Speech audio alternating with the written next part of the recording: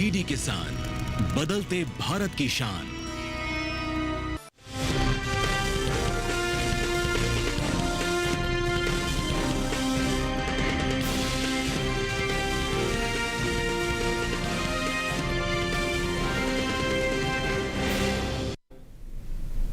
नमस्कार, आप देख रहे हैं दूरदर्शन किसान। मंडी खबर में आप सभी का स्वागत है। मैं हूं मोनालिसा। अगले आधे घंटे के दौरान हम आपको बताएंगे किस कृषि जिन्स के भाव में आई तेजी, किस में आई मंदी। साथ ही जानेंगे आगे किस ओर जा सकता है बाजार। आज हम खास तौर से बात करेंगे कपास, मसूर, जौ, मूंगफली, कोपरा और सेब की। इसके अलावा भी कई और कृषि जिन्सों के भाव आप मंडी खबर में जान सकेंगे। तो आइए सबसे पहले नजर डाल लेते हैं सुर्खियों पर।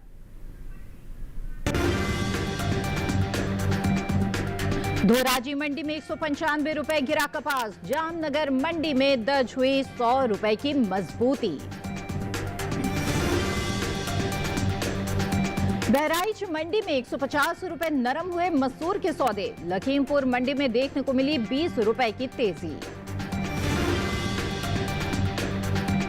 मूंगफली की पैदावार 118 लाख टन के पार। जामनगर मंडी में 5255 रुपए रहा मूंगफली का भाव।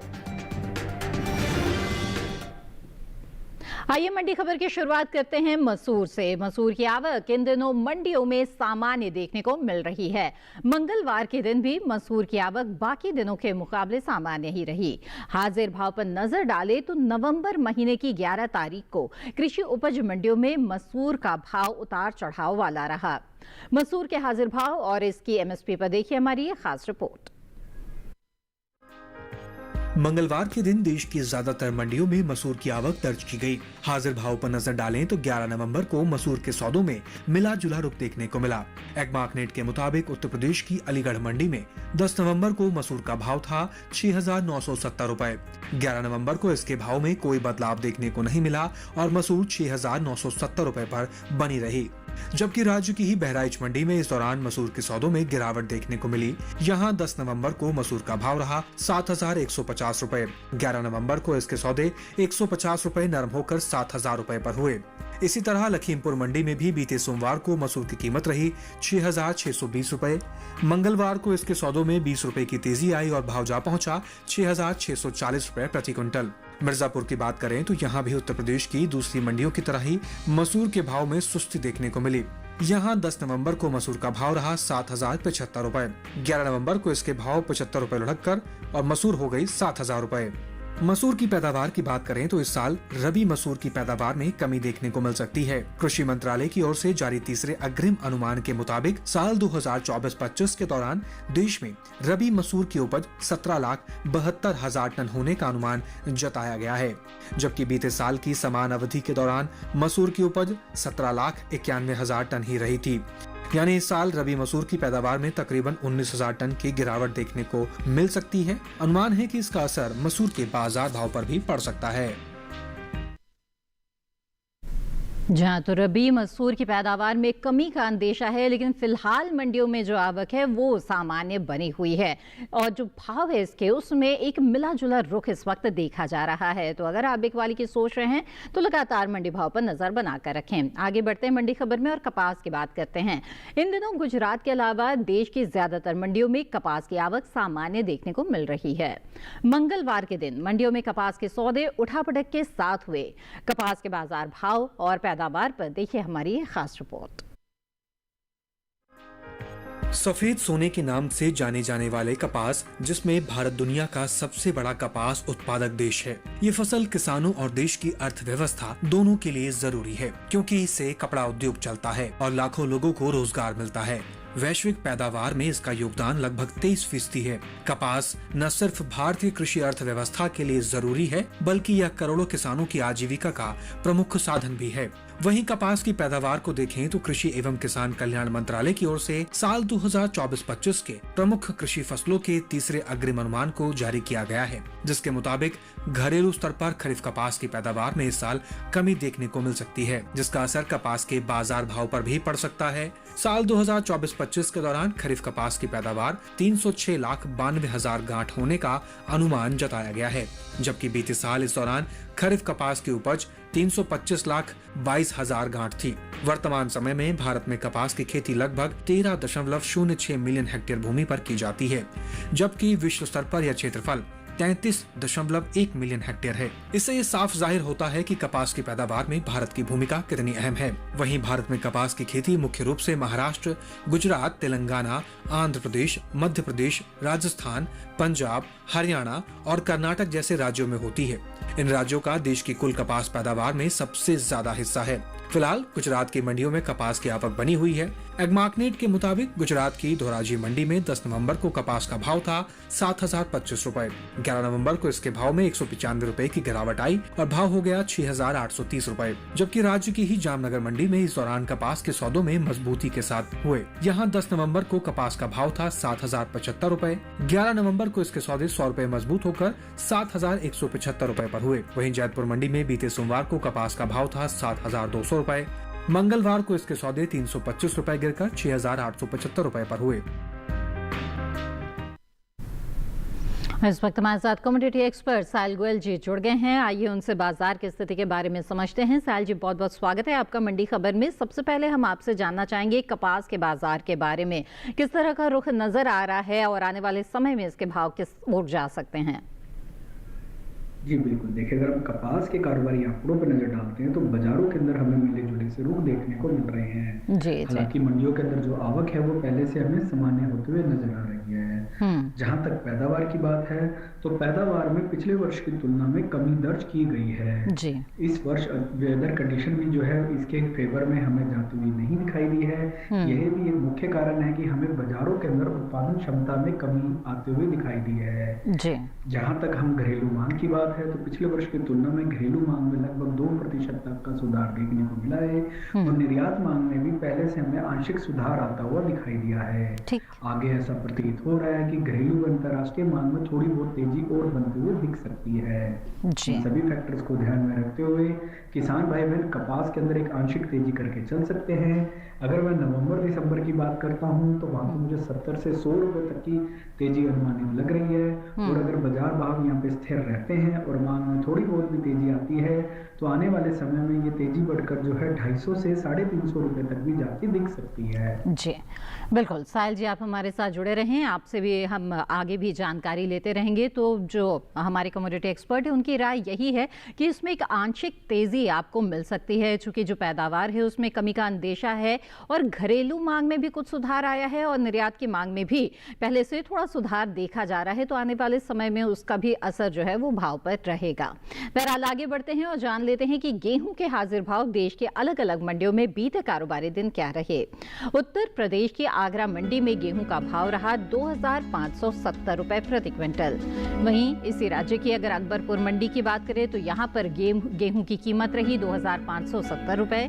अलीगढ़ मंडी में गेहूं के सौदे 2,540 रुपए पर हुए और इसी राज्य की आजमगढ़ मंडी की बात करें तो यहां पर गेहूं का भाव रहा 2,565 रुपए। ये सभी भाव आवक और गुणवत्ता के आधार पर हैं। इसी तरह से अलग अलग कृषि जिंसों के बाजार भाव के बारे में जानना चाहते हैं तो आप ई-नैम से भी जुड़ सकते हैं। राष्ट्रीय कृषि बाजार ये एक देश एक बाजार की अवधारणा पर है और ये एक डिजिटल प्लेटफॉर्म है जहां पर आपको जो कृषि जिन्स है उसके मंडी भाव के बारे में जानकारी मिल जाती है। सिर्फ अपने ही राज्य के नहीं बल्कि आसपास के राज्यों के जो कृषि उपज मंडियां हैं उनमें भी चल रहे भाव की जानकारी आपको ई-नैम के जरिए आसानी से मिल सकती है।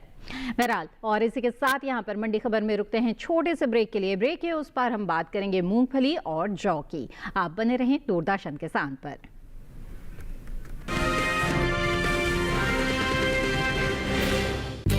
हमारा डेजर्ट आ गया पर हमारी चैंपियन नहीं आई अब तक। बिल भरने के पहले तो आएगी ना। सो गर्ल्स क्या हो रहा है? बिल हो रहा है। चल अपना कार्ड दे। पिन दे। RBI कहता है अपना पिन, OTP, CVV या इंटरनेट बैंकिंग पासवर्ड किसी को ना दे। ऑनलाइन बैंकिंग सिर्फ अपने ही कंप्यूटर, मोबाइल और सिक्योर नेटवर्क से करें। हाँ, ये खाने की चैंपियनशिप थी क्या? RBI कहता है जानकार बनिए, सतर्क रहिए।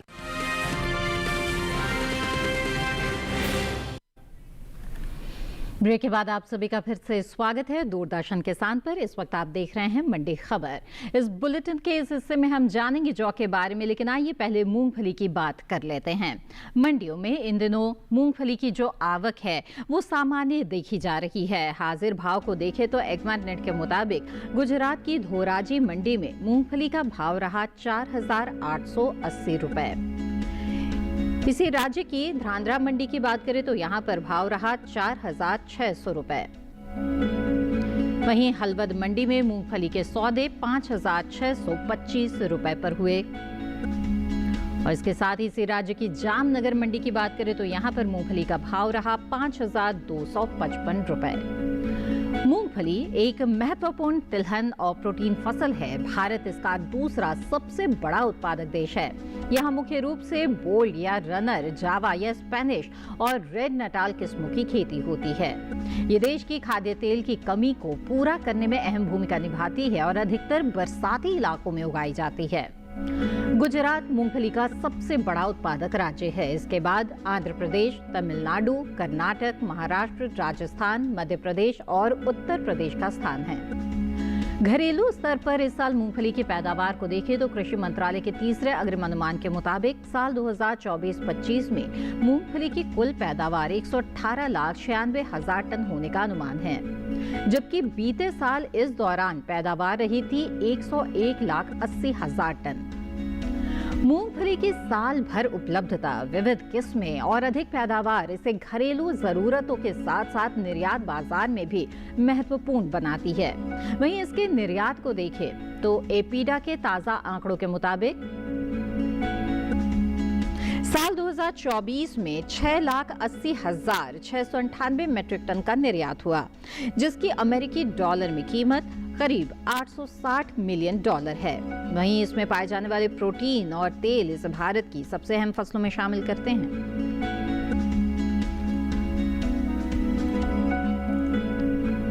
कमोडिटी एक्सपर्ट लगातार हमारे साथ जुड़े हुए हैं। आइए एक बार फिर से उनसे बात करते हैं। साहिल जी, अब मूंगफली के बाजार के बारे में बताएं, आपकी क्या राय है, भाव कैसे रहेंगे आने वाले समय में?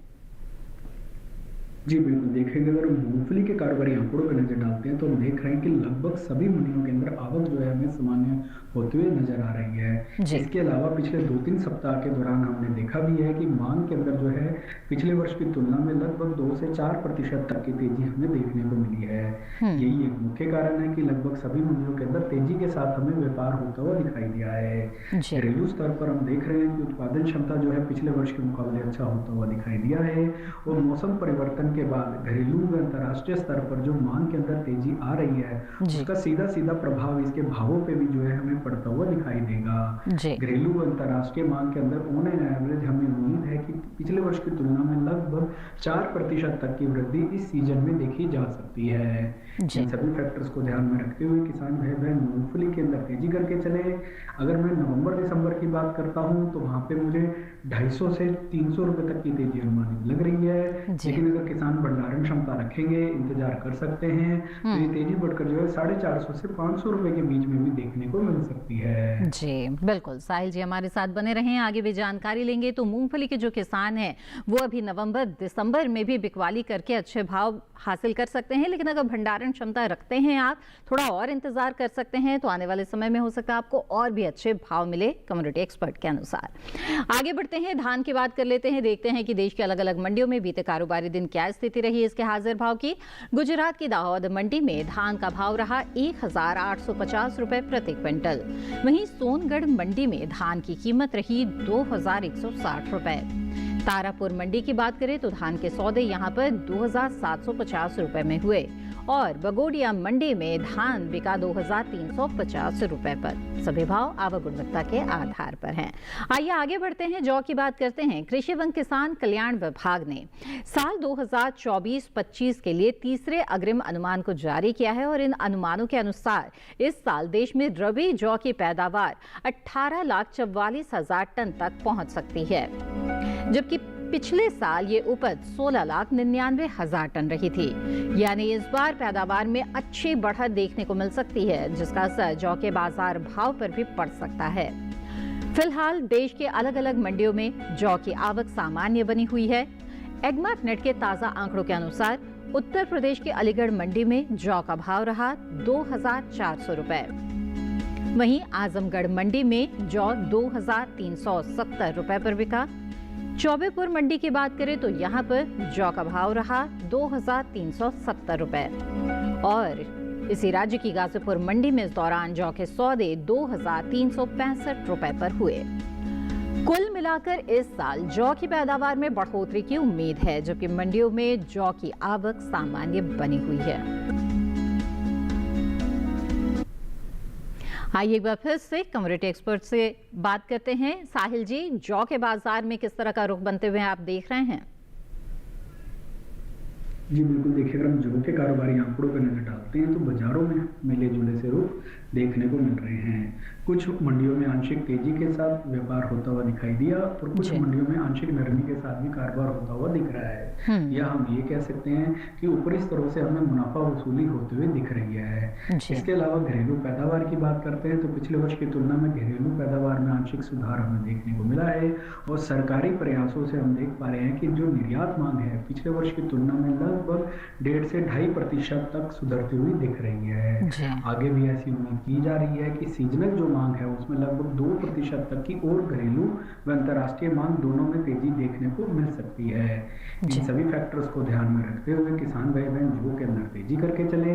फिलहाल अगर मैं नवंबर दिसंबर की बात करता हूं तो वहां पर मुझे 70 से 150 रुपए तक की एक तेजी का अनुमान लग रहा है। लेकिन अगर किसान भंडारण क्षमता रखेंगे, पूरे सीजन इंतजार कर सकते हैं तो ये तेजी बढ़कर जो है 300 से 400 रुपए के बीच में भी जाती दिख सकती है। बिल्कुल साहिल जी, आप हमारे साथ बने रहें, आगे भी जानकारी लेंगे। तो जौ के किसान भी अच्छे भाव के लिए यहाँ पर और इंतजार कर सकते हैं। एक तरफ जहाँ पर पैदावार में भी बढ़त देखी जा रही है, वहीं पर जो निर्यात मांग की स्थिति है वो भी काफी अच्छी निकल कर आ रही है बीते सालों की तुलना में, और ऐसे में इसका असर भाव पर रहेगा और आने वाले समय में आपको और भी अच्छे भाव मिल सकते हैं जौ के। आगे बढ़ते हैं, जान लेते हैं कि खीरे के हाजिर भाव क्या रहे बीते कारोबारी दिन देश के अलग अलग मंडियों में। गुजरात की दीसा मंडी से आइए शुरुआत करते हैं। यहाँ पर खीरे का भाव रहा 3,325 रुपए प्रति क्विंटल। वहीं पर गोंडल मंडी की बात करें तो यहाँ पर खीरे की बिकवाली 3,250 रुपए पर हुई। मोरबी मंडी में खीरे के सौदे हुए 2,500 रुपए पर और सूरत मंडी की बात करें तो यहाँ पर 3,750 रुपए में खीरे की बिकवाली हुई। ये सभी भाव आवक और गुणवत्ता के आधार पर हैं। एक बार फिर से हम आपको ई-नैम के बारे में बताते चले। 1500 से ज्यादा कृषि उपज मंडियां इसमें लिस्टेड है। बहुत सारे किसान इसमें रजिस्टर्ड है। आप भी इसमें रजिस्टर्ड हो सकते हैं। साथ ही अपने मोबाइल पर आप इसका ऐप भी इंस्टॉल कर सकते हैं और अगर आपको कृषि जिन्स की खरीद फरोख्त करनी है तो ई-नैम के जरिए आप ये कर सकते हैं। इसी के साथ यहाँ पर रुकते हैं एक और छोटे से ब्रेक के लिए। आगे जानेंगे कोपरा और सेब का हाल। आप बने रहें दूरदर्शन किसान पर।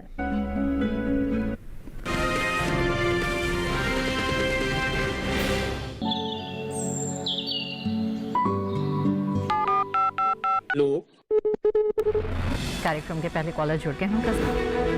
इस बीच हमारे पास कुछ ईमेल्स नहीं आए। सवाल पूछिए अपना।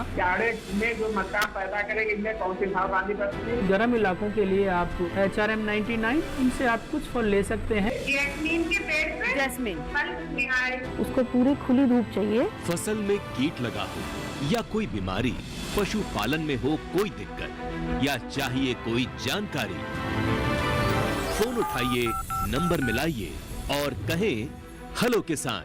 सोमवार, बुधवार और शुक्रवार शाम 6 से 7 बजे सिर्फ DD किसान पर।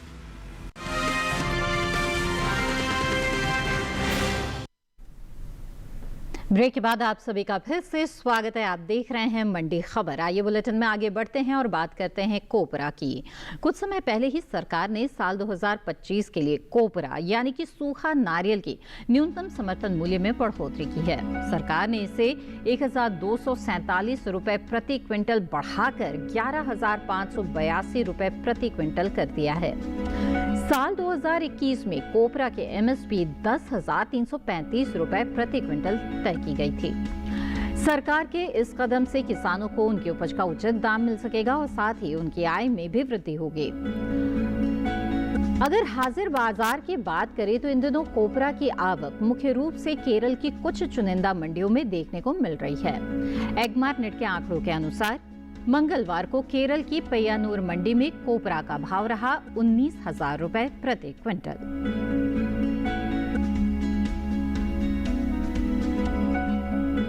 बाजार के जानकार साहिल गोयल जी लगातार हमारे साथ जुड़े हुए हैं। आइए एक बार फिर सुनकर रुक करते हैं। साहिल जी, कोपरा के बाजार पर क्या राय है आपकी और किसानों के लिए क्या सलाह रहेगी? जी बिल्कुल, देखिए अगर हम कोपरा के कारोबारी आंकड़ों पे नजर डालते हैं तो हम देख पा रहे हैं कि पिछले 2 से 3 सालों के दौरान कोपरा को लेकर घरेलू स्तरों पे किसानों का जो रुझान है वो बदलते हुए दिखाई दिया है। सबसे पहले हम इसकी उत्पादन क्षमता की ओर नजर डालते हैं तो हम देख पा रहे हैं कि उत्पादन क्षमता में पिछले 2-3 सालों के अगर हम आंकड़ों पे नजर डालते हैं तो इस वर्ष लगभग 4 से 6% तक की वृद्धि हमें देखने को मिली है। इसके अलावा सरकारी प्रयासों से जो है घरेलू व अंतर्राष्ट्रीय मांग जो है हमें पहले से तेज होते हुए दिखाई दे रही है। सरकार के द्वारा इसका MSP बढ़ाए जाना एक काफी ज्यादा सकारात्मक कदम के रूप से देखा जा सकता है। इससे किसानों की घरेलू आय में अच्छी खासी वृद्धि हमें होते हुए दिख रही है और उनको एक सकारात्मक प्रभाव भी पड़ता है कि ज्यादा से ज्यादा वो इसके उत्पादन पर ध्यान दें। फिलहाल अगर मैं इसकी सीजनल डिमांड की बात करता हूँ तो पिछले वर्ष की तुलना में लगभग हमें 4% तक की तेजी भी देखने को मिल रही है। फिलहाल अगर मैं नवंबर-दिसंबर की ओर बात करता हूँ तो किसान भाई बहन कोपरा में लगभग 150 से 200 रुपए तक की तेजी संभव लग रही है। लेकिन अगर किसान भंडारण क्षमता रखेंगे, इंतजार कर सकते हैं तो ये तेजी बढ़कर जो है 300 से 400 रुपए के बीच में भी जाती दिख सकती है। बिल्कुल साहिल जी, आप हमारे साथ जुड़े रहें, आगे भी जानकारी लेंगे। तो कोपरा के बाजार में भी तेजी की संभावना बनती हुई नजर आ रही है। आगे बढ़ते हैं और जान लेते हैं कि जीरे के हाजिर भाव क्या रहे देश की अलग अलग मंडियों में। बीते कारोबारी दिन गुजरात की अमरेली मंडी में जीरे का भाव रहा 18,095 रुपए प्रति क्विंटल। वहीं धनेरा मंडी की बात करें तो जीरे के सौदे यहाँ पर 17,405 रुपए पर हुए। हलवद मंडी में जीरा बिका 18,125 रुपए पर। वहीं जामनगर मंडी की बात करें तो यहाँ पर भाव दर्ज हुआ 17,235 रुपए। ये सभी भाव आवक और गुणवत्ता के आधार पर हैं। आइए अब आगे बढ़ते हैं। मंडी खबर में अब सेब की बात कर लेते हैं। मंडियों में इन दिनों सेब की आवक सामान्य देखी जा रही है। हाजिर भाव की बात करें तो एक्मैकनेट के मुताबिक हिमाचल प्रदेश की बिलासपुर मंडी में सेब का भाव रहा 12,000 रुपए। वहीं चंबा मंडी में सौदे 6,500 रुपए पर हुए। धर्मशाला मंडी की बात करें तो यहाँ पर सेब 10,000 रुपए में बिका और कांगड़ा मंडी में सेब के सौदे हुए 8,000 रुपए पर। बात सेब की पैदावार की करें तो इस साल घरेलू स्तर पर देश में सेब की पैदावार में बढ़त देखने को मिल सकती है। कृषि मंत्रालय की ओर से बागवानी फसलों के लिए तीसरे अग्रिम अनुमान के ताजा आंकड़ों को जारी किया गया है और इसके मुताबिक साल 2023-24 के दौरान घरेलू स्तर पर सेब की उपज 26,99,000 मीट्रिक टन होने का अनुमान जताया गया है। वहीं पर अगर बीते साल की बात करें तो इस दौरान सेब की पैदावार 26,75,000 मीट्रिक टन रही थी। यानी कि इस साल सेब की पैदावार में 24,000 मीट्रिक टन की बढ़त देखने को मिल सकती है। उम्मीद है कि इसका असर बाजार भाव पर भी पड़ सकता है। सेब के निर्यात की बात करें तो एपीडा की ओर से हाल ही में जारी ताजा आंकड़ों के मुताबिक सेब के निर्यात में कमी आई है।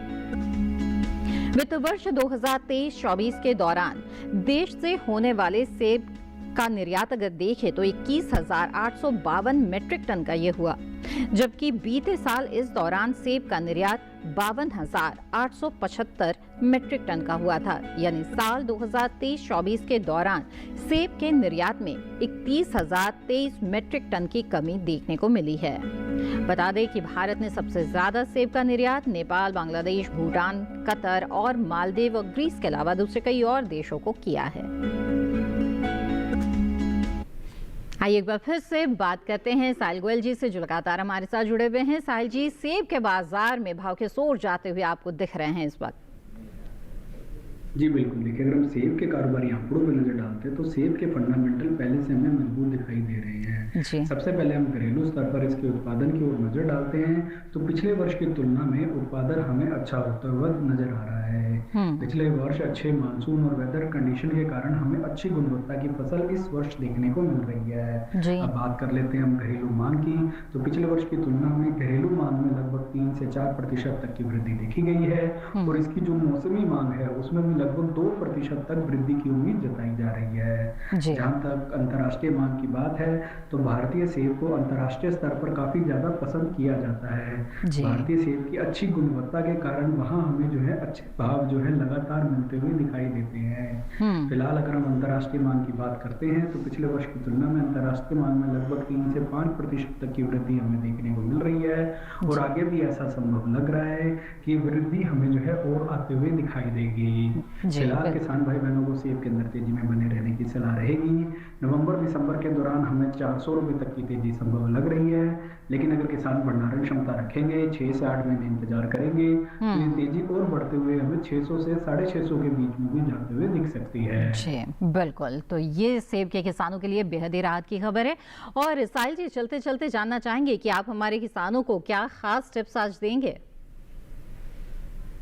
जी बिल्कुल, मैं अपनी विशेष सलाह के दौरान किसान भाई बहनों को मूंगफली के ऊपर विशेष रूप से ध्यान देने की सलाह दूंगा।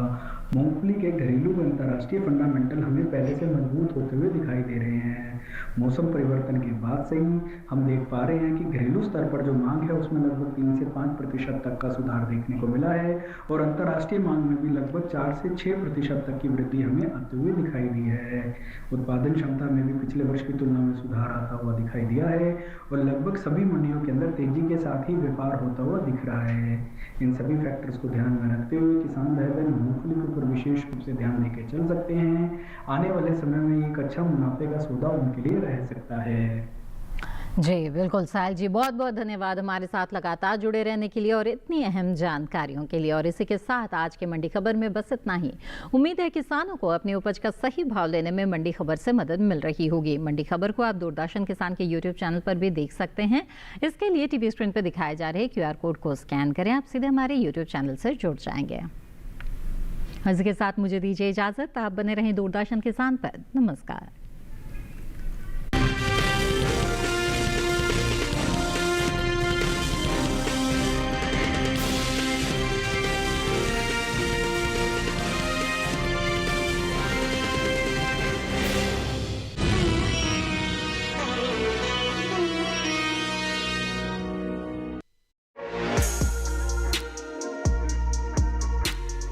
अपना कमोडिटी एक्सपर्ट में भारत को दालों में आत्मनिर्भरता की तरफ ले जाने के लिए तैयार किया जा रहा है।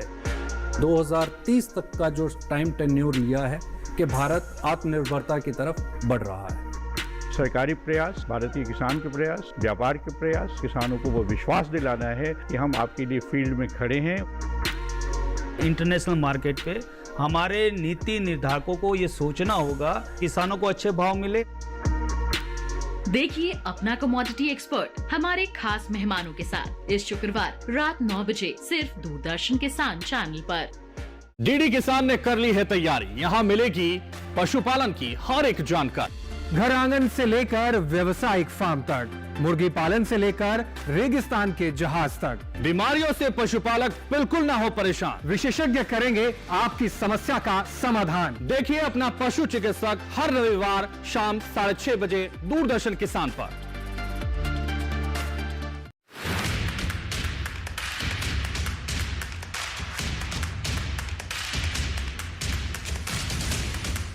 डीडी किसान की टीम पहुंची उत्तर प्रदेश, हमारी टीम पहुंची हरियाणा, डीडी किसान की टीम पहुंची उत्तराखंड, हिमाचल पहुंची डीडी किसान की टीम, डीडी किसान की टीम पहुंची मेघालय। नमस्कार, बहुत स्वागत है। डीडी किसान देख रहे हैं, मैं हूं आपके साथ राधिका चौधरी। सरकारी योजनाओं को पाकर हमारे किसान तरक्की की ओर आगे बढ़ रहे हैं। बहुत मैम धन्यवाद, बहुत आपका बहुत धन्यवाद दूरदर्शन डीडी किसान का। खेती बाड़ी घाटे का सौदा है कि अभी फायदा? नहीं, अभी तो काफी फायदा है। भारत के कोने कोने से देखिए कार्यक्रम चौपाल चर्चा सोमवार, बुधवार और शुक्रवार सुबह 9 बजे, पुनः प्रसारण रात 9:30 बजे, सिर्फ दूरदर्शन किसान पर।